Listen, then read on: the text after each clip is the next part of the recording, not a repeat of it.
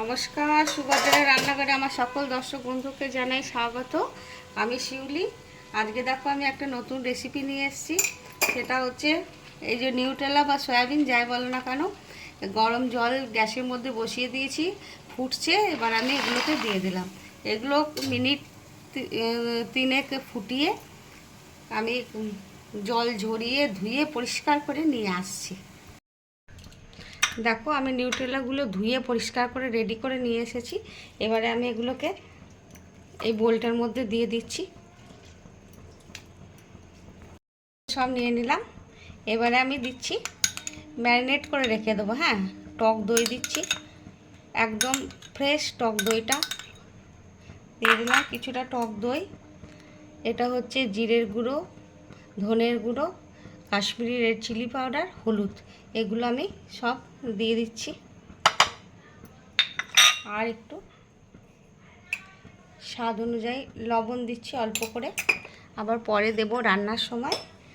আর দিচ্ছি কসুরি মেথি, হাতে করে ঘষে নিয়ে একটু কসুরি মেথি দিয়ে দিলাম। এবারে আমি এগুলোকে ভালো করে মেখে নেব। একটু আদা রসুনের পেস্ট দিয়ে দিচ্ছি। এবার একদম সুন্দর করে মেখে নেব। একটু তেল দিয়ে দিলাম। ম্যারিনেশনে একটু তেল দিলে ম্যারিনেশনটা ভীষণই ভালো হয়।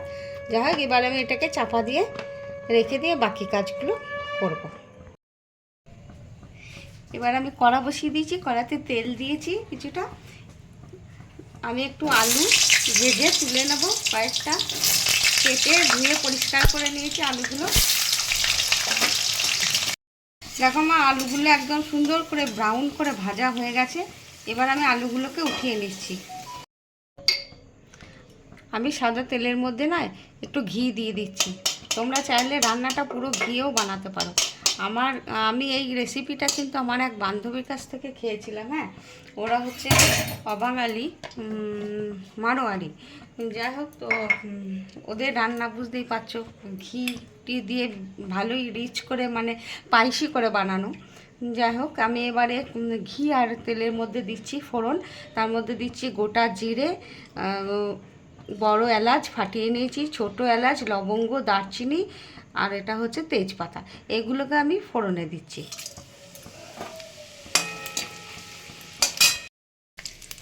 একটা শুকনো লঙ্কা দিয়ে দিলাম, ফ্লেভার আসবে ভারী সুন্দর। আর একটু হিং দিয়ে দিচ্ছি, হিং। হ্যাঁ, হিং দিয়ে দিলাম। এবার আমার মশলাটা ভাজা হয়ে গেছে, গোটা মশলাগুলো। এবারে আমি পেঁয়াজ দিয়ে দিচ্ছি।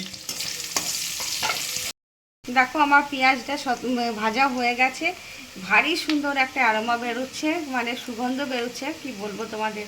যাই হোক, আমি এবার একটা বড় সাইজে টমেটোকে পেস্ট করে নিয়েছি। এবার এটাকে আমি ঢেলে দিচ্ছি।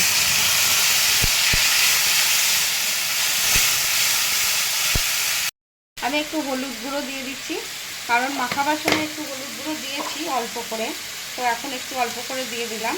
আর একটু লবণ দিয়ে দিচ্ছি, লবণ তো মাখাবার সময়তে দিয়েছি।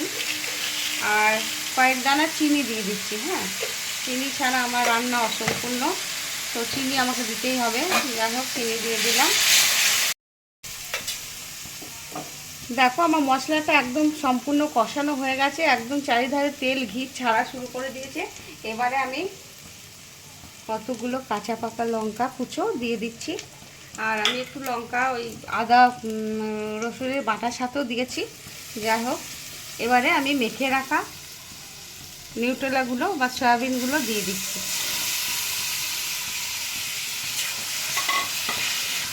মানে এত সুন্দর খেতে হবে এই রেসিপিটা। তোমরা অবশ্যই অবশ্যই একবার বানাবে, বানিয়ে খাবে, খেয়ে আমাকে কমেন্ট করে জানাবে তোমাদের কেমন লেগেছে আমার এই রেসিপি। ভেজে রাখা আলুগুলো দিয়ে দিচ্ছি। আমি মশলার সাথে আলুগুলো কষিয়ে নেব। আমি সমস্ত মশলা মাখিয়ে নিয়েছিলাম, ধনের গুঁড়ো, জিরের গুঁড়ো, কাশ্মীরি রেড চিলি পাউডার। আর আমি কোনো মশলা দিচ্ছি না। হ্যাঁ, আদা বাটা, রসুন বাটা সব দিয়ে দিয়েছি যেহেতু। এবার আমি জাস্ট কষিয়ে নেব ভালো করে। আমি 2-4টে চিনির দানা দিয়ে দিচ্ছি, খেয়ে রেখেছিলাম, আর একটু লবণ দিয়ে দিচ্ছি। কষানো একদম রেডি, সয়াবিন আলু কষানো। এবারে আমি জল দিয়ে দিচ্ছি, মশলা বাটিটা ধোয়া, মানে মেখে রাখা বাটিটা ধোয়া জলটা দিয়ে দিলাম। এবার আমি চাপা দিয়ে দিচ্ছি। হ্যাঁ, দেখো ঢাকাটা খুলে আমি দেখছি আমার রান্না একদম রেডি।